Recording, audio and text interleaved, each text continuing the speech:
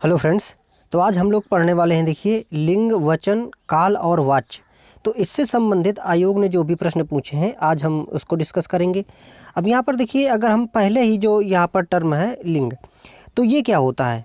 ये होता है शब्द की जाति को लिंग कहते हैं। अगर हम सामान्यतः इस परिभाषा को यहाँ पर देखें तो क्या होता है कि शब्द की जाति, तो शब्द की क्या जाति है ना, उसकी जाति स्त्री है, पुरुष है, इसी को हम क्या कहते हैं कि यहाँ पर लिंग कहते हैं। अब यहाँ पर देखिए, अगर हम बात करें हिंदी की फ्रेंड्स, तो हिंदी में सिर्फ और सिर्फ दो लिंग होते हैं, यहाँ पर पुल्लिंग और स्त्रीलिंग। अगर कभी ऐसा प्रश्न पूछे कि हिंदी में कितने लिंग होते हैं, तो दो होते हैं। हालांकि ये देखिए, ये जो मैं आपको बता रहा हूँ, ये बता रहा हूँ फ्रेंड्स, यहाँ पर एक जो वासुदेव नंदन की जो बुक है उसमें इसको बताया गया है कि भाई सिर्फ दो तरह के होते हैं।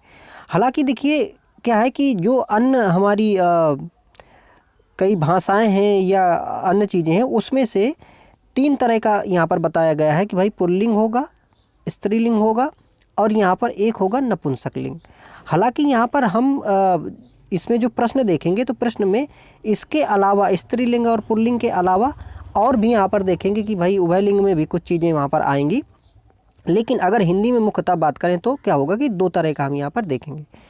अब देखिए, वचन की बात करें यदि, तो वचन में क्या होता है यहाँ पर फ्रेंड्स कि जो हमारी हिंदी है, हिंदी में वचन जो होते हैं वो कितने होंगे? एक वचन और यहाँ पर बहुवचन, मतलब सिर्फ दो होंगे। क्या होगा? एक तो होगा हमारा एक वचन और दूसरा होगा यहाँ पर बहुवचन। यदि देखो हम संस्कृत की बात करें फ्रेंड्स, तो संस्कृत में इनके बीच में एक और वचन होता है जिसको हम कहते हैं द्विवचन। ठीक है, तो संस्कृत में एक वचन, द्विवचन, बहुवचन होता है, लेकिन हिंदी में सिर्फ एक वचन और बहुवचन होता है। अब देखिए, इसमें से काल की अगर बात करें फ्रेंड्स, तो काल क्या है? काल भाई क्या बताता है? काल दरअसल जो क्रिया होती है, क्रिया का एक टाइम बताता है कि क्रिया जो है कब की गई, यानी कि क्रिया पहले की जा चुकी है या अभी हो रही है या फिर आगे होगी। तो इस प्रकार से जो काल होते हैं वो भाई तीन तरह के होते हैं। एक होता है अपना भूतकाल, और एक होता है यहाँ पर वर्तमान, और फिर होता है यहाँ पर भविष्य।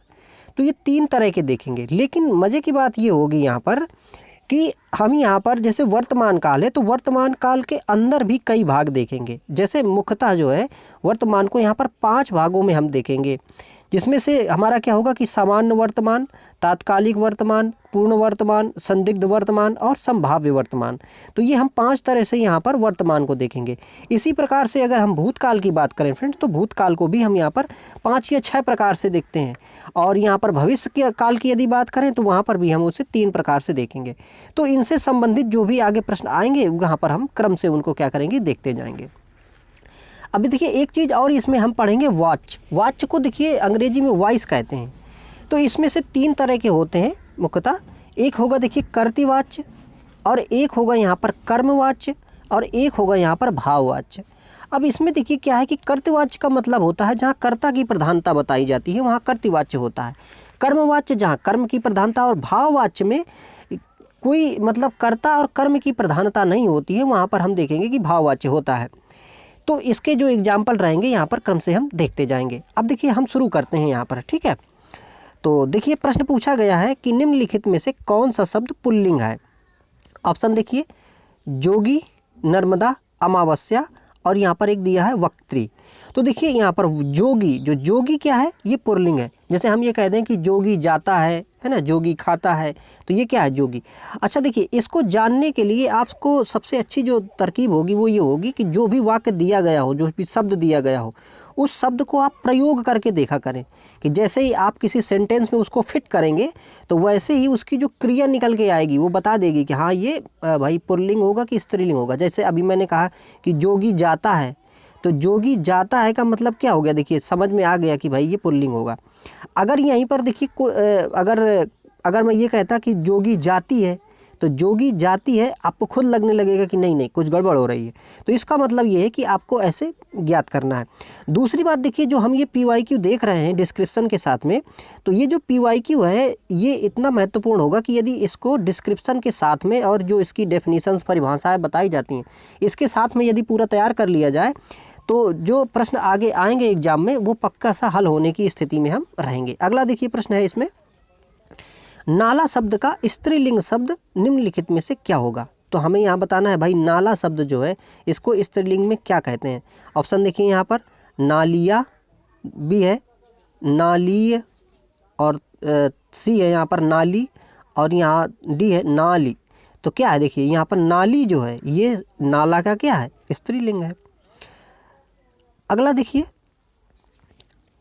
इस समय श्याम आता होगा, इस वाक्य में क्रिया का कौन सा काल है या काल कौन सा है, इसमें से क्रिया का काल कौन सा है इसमें। ऑप्शन देखिए, सामान्य वर्तमान, संभाव्य वर्तमान, संदिग्ध वर्तमान और तात्कालिक वर्तमान। फिर से इसको पढ़िए देखिए वाक्य को। वाक्य क्या कह रहा है, इस समय श्याम आता होगा। तो देखिए ये कह रहा है कि आता होगा, तो अभी हमें क्लियर नहीं है कि आ रहा है कि नहीं आ रहा है, आता होगा। तो ये क्या है, संदिग्धता है यहाँ पर, तो संदिग्ध वर्तमान है ये यहाँ पर, ठीक है। तो वही जिसके अभी जो हमने बात की थी कि भाई जो वर्तमान काल भी है, वर्तमान को भी हम क्या है कि कई तरह से यहाँ पर देखेंगे। तो वर्तमान में जैसे अभी हमने ये संदिग्ध को देखा, इसी तरह से जैसे वर्तमान में अगर सामान्यतः कोई अगर वाक्य आता है तो उसमें ऐसा होता है, जैसे मैं कह दूं कि वह आता है, अगर ये कह देता मैं कि वह आता है, तो जो ये आता है होता है ये कैसा होता है, ये होता है यहाँ पर सामान्य वर्तमान। लेकिन यहाँ पर अगर मैं कह देता तात्कालिक वर्तमान एक जो इसका भाग होता है, तो मैं ये कह देता कि वह आ रहा है, तब वो क्या होता, तात्कालिक होता है, ठीक है। तो सामान्य में ता है, तात्कालिक जो होता है उसमें रहा है, ठीक है। और यहाँ पर अभी हमने एक देखा क्या, संदिग्ध वाला, कि होगा, ऐसा कर रहा होगा, ठीक है। तो ये वहाँ पर संदिग्ध को होता है। अगला देखिए, अपूर्ण भूतकाल का प्रयोग किस वाक्य में हुआ है। ऑप्शन देखिए, ज्ञानू रो रहा था, दूसरा है ज्ञानू 1 घंटे से सो रहा है, तीसरा ज्ञानू रोया, और चौथा ऑप्शन है यहाँ पर ज्ञानू सो गया था। तो यहाँ पर अपूर्ण भूतकाल, ठीक है। अपूर्ण भूतकाल देखिए क्या है यहाँ पर कि ज्ञानू रो रहा था, क्योंकि देखिए ये रो चुका नहीं है, अगर रो चुका होता तो यहाँ पर ये अपूर्णता नहीं होती, लेकिन यहाँ पर देखिए क्या है कि ये ज्ञानू रो रहा था, ठीक है। तो यहाँ पर क्या है कि अपूर्ण भूतकाल वाक्य में ये होगा। अगला देखिए, इनमें से एक वचन बहुवचन का कौन सा युग्म सही नहीं है।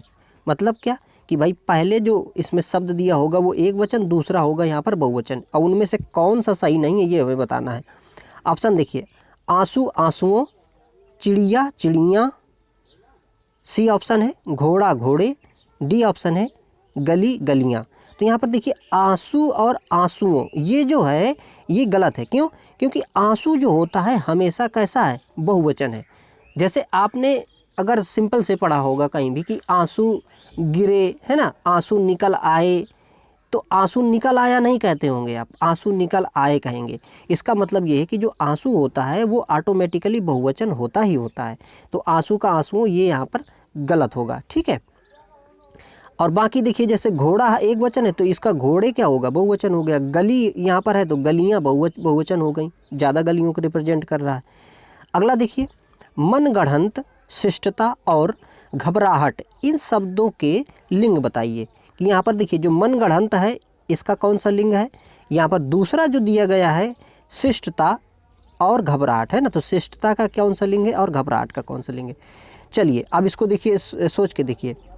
जैसे हम ये कहें कि ये मनगढ़ंत, तो देखिए मनगढ़ंत जो होता है ये स्त्रीलिंग और पुल्लिंग दोनों में इसको उपयोग कर सकते हैं, ठीक है।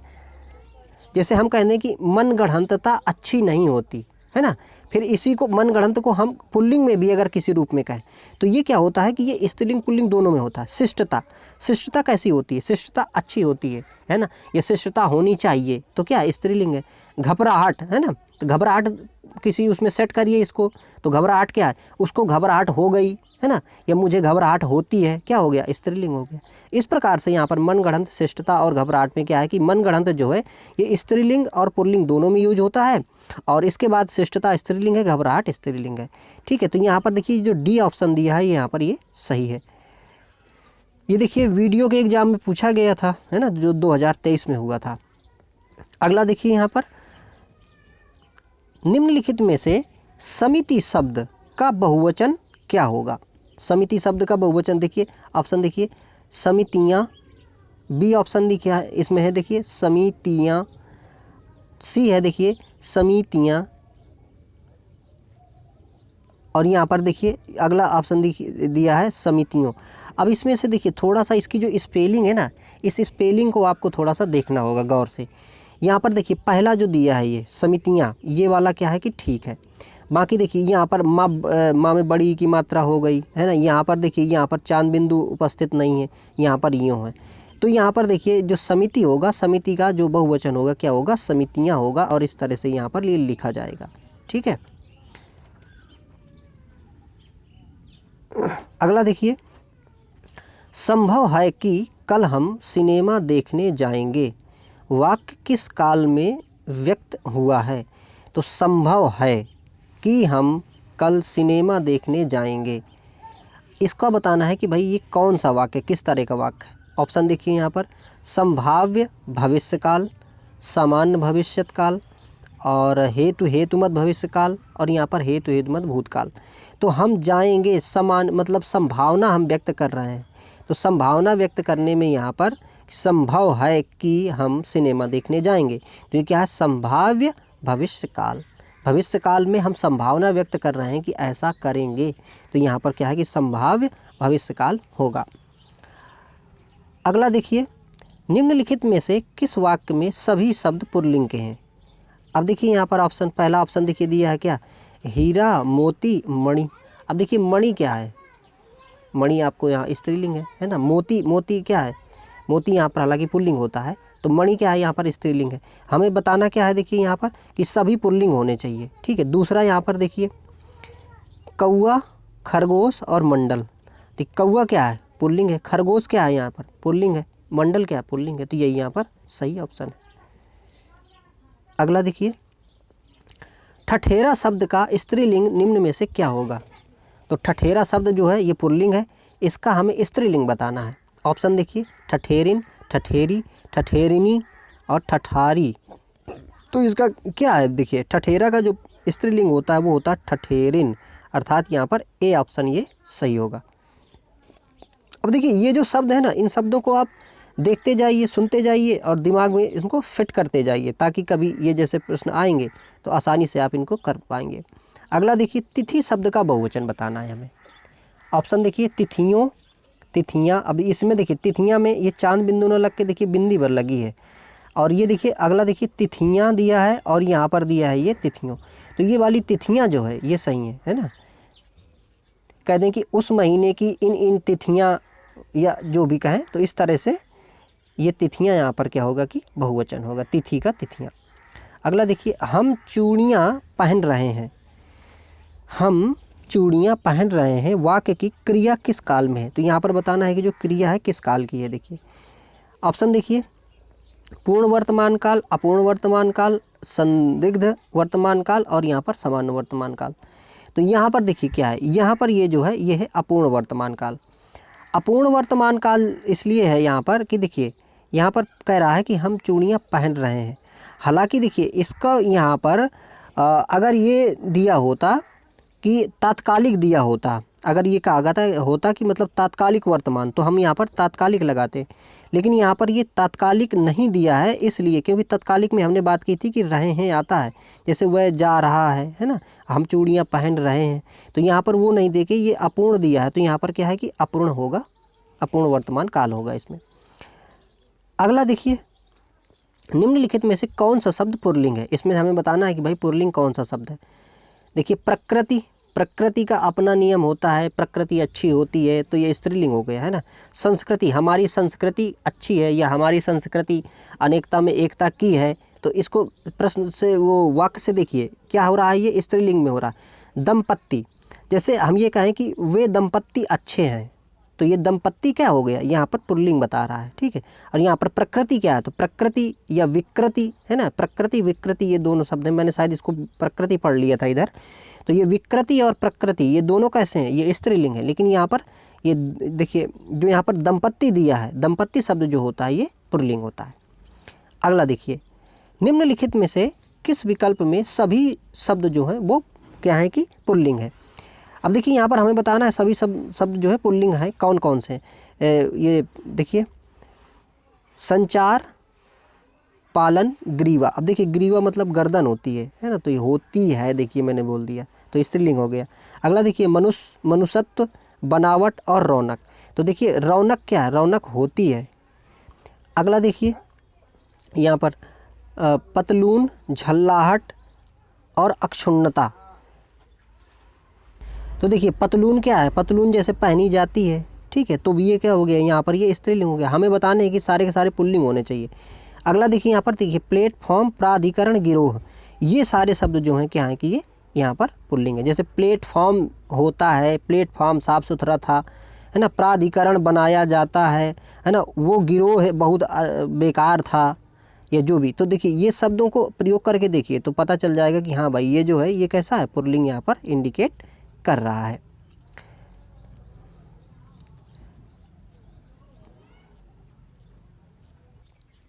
अब अगला प्रश्न देखिए, अकर्मक धातुओं से बनने वाला और सदैव एक वचन पुल्लिंग और अन्य पुरुष की क्रिया वाला वाच्य कौन सा संभव है।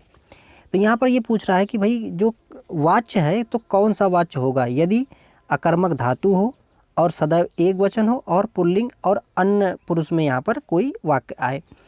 तो देखिए ये होगा भाववाच्य। अब वाच्य में हमने देखा था कि वाच्य 3 तरह के होंगे। तो एक होता कर्तृवाच्य। कर्तृवाच्य का मतलब होता है कर्ता की प्रधानता। जैसे मान लीजिए मैंने ये कहा कि मैंने पुस्तक पढ़ी, तो यहाँ पर जो मैंने शब्द है देखिए ये इसकी प्रधानता है, तो कर्ता की प्रधानता। अगर मान लीजिए दूसरा यहाँ पर कर्मवाच्य होता है, तो जैसे कर्मवाच्य में मैं ये कहूँ कि पुस्तक पढ़ी जाती है ना, मैंने ये कहा कि पुस्तक और आगे कहा पढ़ी जाती है, तो इसमें से क्या है कि पुस्तक की प्रधानता बता रही है, यानी कर्म की प्रधानता बता रहा है। लेकिन यहाँ पर यदि मैं कह दूँ भाववाच्य के बारे में, तो देखिए भाववाच्य में अगर मैं कोई एग्जाम्पल लूँ, जैसे मैं ये कह दूँ कि मुझसे बैठा नहीं जाता या धूप में चला नहीं जाता, तो ये क्या होगा कि यहाँ पर भाववाच्य होगा। और भाववाच्य की विशेषता क्या होगी कि ये हमेशा एक वचन में आता है, ठीक है, एक वचन में आएगा और अन्य पुरुष की यहाँ पर क्रिया जो है वो लगाई जाती है। अगला देखिए प्रश्न है, यदि नेहा परिश्रम करती तो परीक्षा में अवश्य उत्तीर्ण हो जाती, क्रिया का काल कौन सा है। तो इसमें बताना है कि क्रिया का काल कौन सा है। तो ऑप्शन देखिए हेतु, हेतुमत भूतकाल, आसन्न भूतकाल, अपूर्ण भूतकाल और संदिग्ध भूतकाल।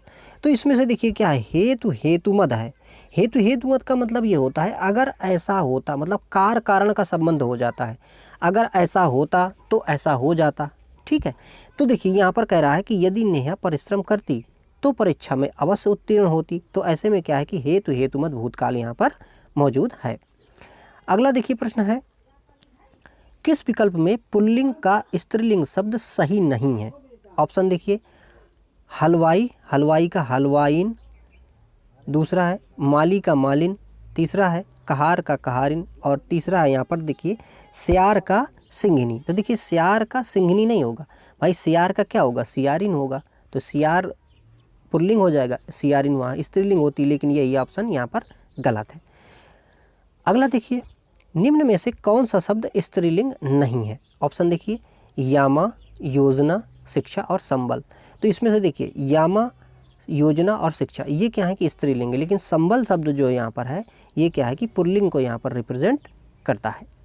अगला देखिए, गतियाँ शब्द में कौन सा वचन है। तो गतियाँ कैसा है। ऑप्शन देखिए एक वचन, बहुवचन, द्विवचन।